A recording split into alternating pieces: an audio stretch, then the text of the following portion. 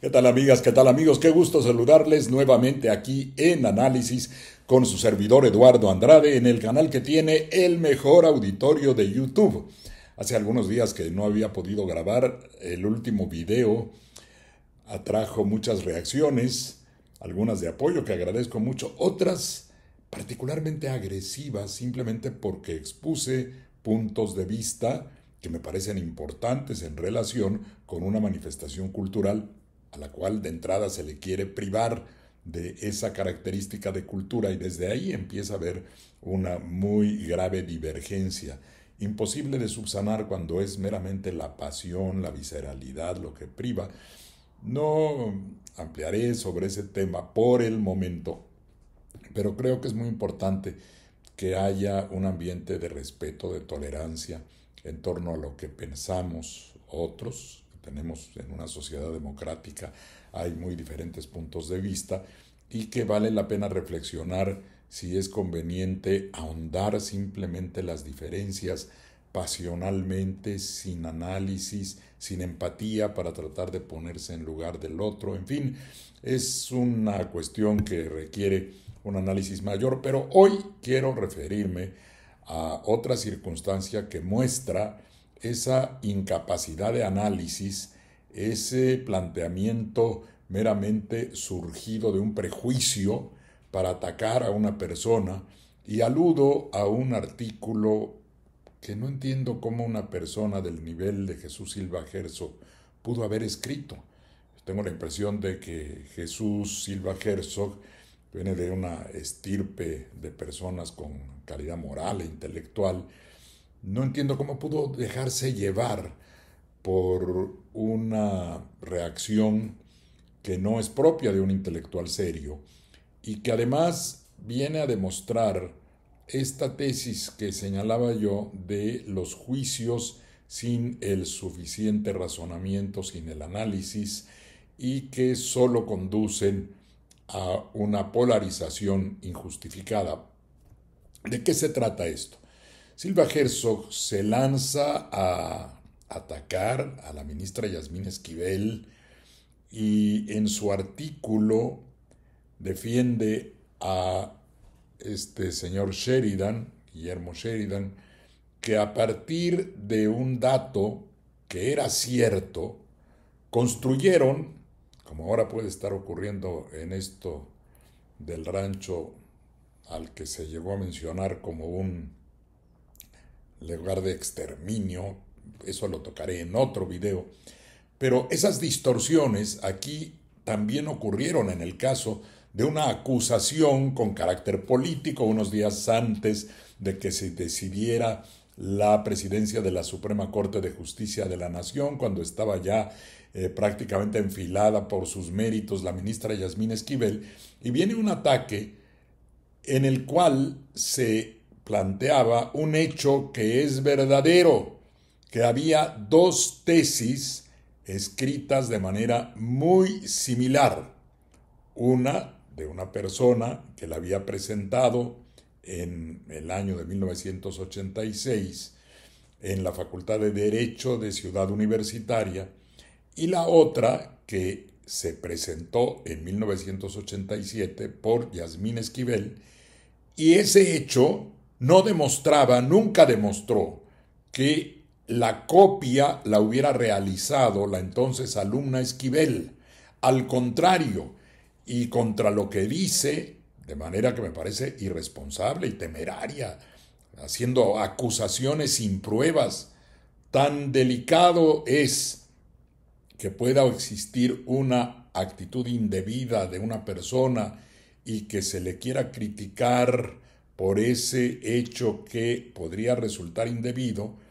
pero también lo es el hacer la crítica con base en el desconocimiento, en la ignorancia, en la falta de capacidad para entender o comprender la posición defensiva como fue la que en este caso presentó Yasmín Esquivel. Y eso a mí me consta porque lo presentamos en una conferencia de prensa, una línea de tiempo que demostró justo lo que dice Silva Herzog que no se hizo. Dice que la ministra Esquivel pudo haber hecho esfuerzos por mostrar que el trabajo que se presentó antes que el suyo era en realidad posterior. Pues los esfuerzos se hicieron y se demostró con una línea de tiempo, como desde el trabajo que realizaba la ministra Esquivel en el banco, entonces Bancomer, cuando era estudiante, y se le incluyó en un sindicato de los llamados sindicatos blancos de personas que tenían puestos de confianza, y ella como abogada que estaba a punto de recibirse, se dio cuenta de que eso era un problema que debía ser combatido. Así registró su tesis desde 1985 y realizó sus trabajos de preparación con testigos que presentaron testimonios de todo tipo ante un juzgado que es la autoridad responsable, la autoridad competente que puede resolver sobre la autoría de una tesis, no un comité de ética formado sobre la marcha y con posterioridad a los hechos que se pretendían supuestamente conocer, como un tribunal ad hoc, un tribunal dirigido desde el principio a generar un desprestigio a la ministra Esquivel, porque esa era la intención y fue precisamente lo que motivó que se generaran estas acusaciones que de pasada le pegaron a la profesora que dirigió las tesis y que le pasó y lo aceptó que había pasado el producto de lo escrito por la ministra Esquivel al otro estudiante que presentar ese texto antes de que lo presentara la autora original, no es una demostración, ni puede serlo, de que ese era el autor original, porque todas las demás pruebas dejaban en claro que originalmente la tesis había sido elaborada y trabajada por Yasmín Esquivel, que no se podía recibir en ese momento todavía porque estaba pendiente su servicio social. Y los trámites que se realizaban con mayor rapidez en Ciudad Universitaria llevaban mucho más tiempo cuando se efectuaban en una instancia, una institución descentralizada como era la entonces Escuela Nacional de Estudios Profesionales Aragón, hoy FES Aragón. De modo que esto que dice Silva Gerso es lo falso. Quien está haciendo una imputación falsa, temeraria, lo cual es gravísimo también porque implica llamar con unos calificativos que pueden implicar una calumnia, estar llamando de esa manera a una persona sin poder demostrar lo que dice, basado simplemente en que le cree al señor Sheridan, porque según él tiene muchos méritos, a lo mejor los tiene, pero el haber sacado la similitud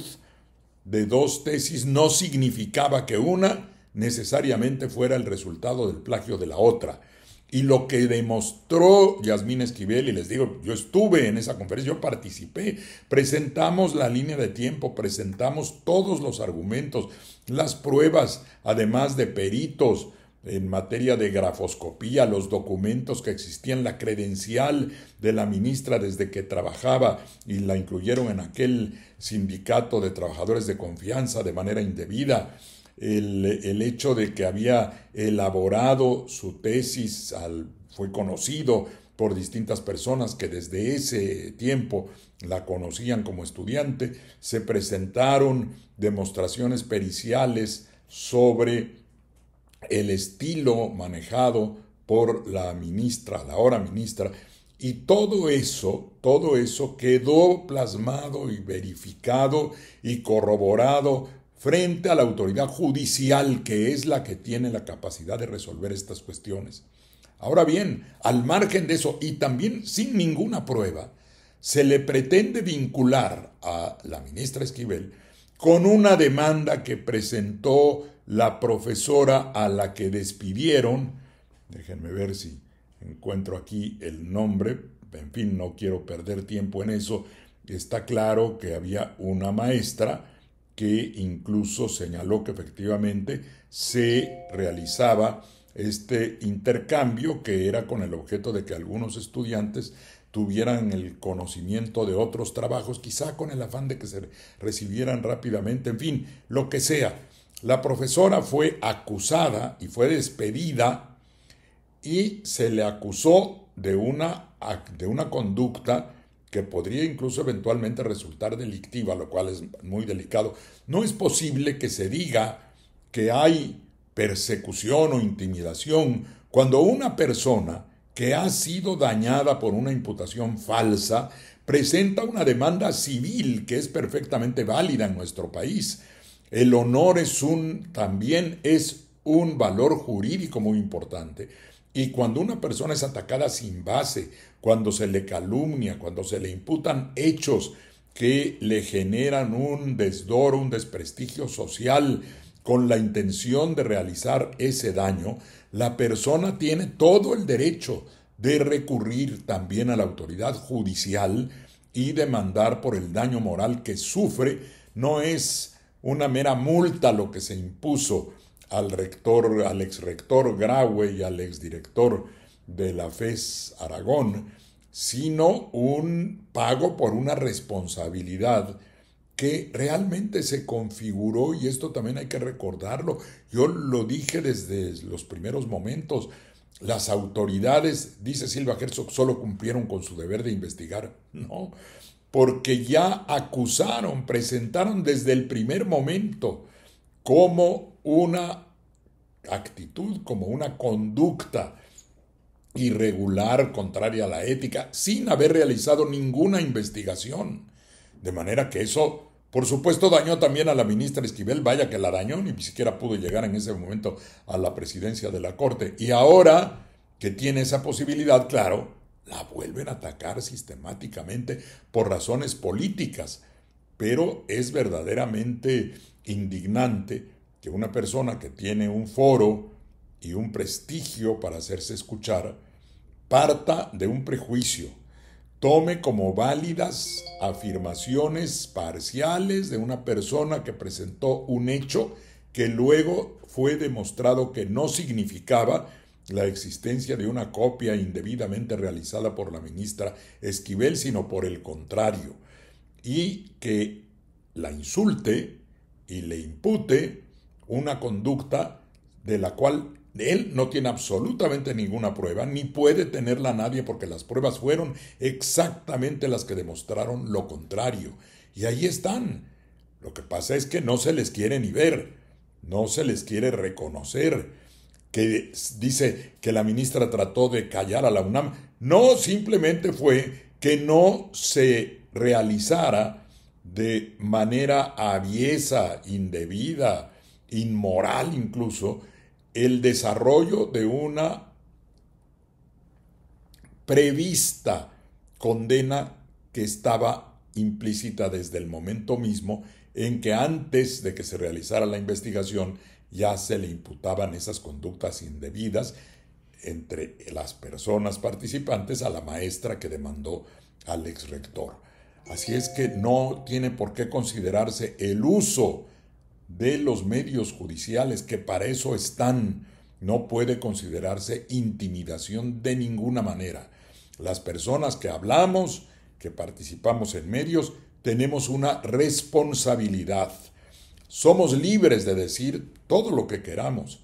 pero no podemos imputar a nadie sin bases una conducta irregular, delictiva, sin ninguna prueba y con el solo propósito de dañar. Eso es ilícito y eso puede ser demandado y debe ser demandado,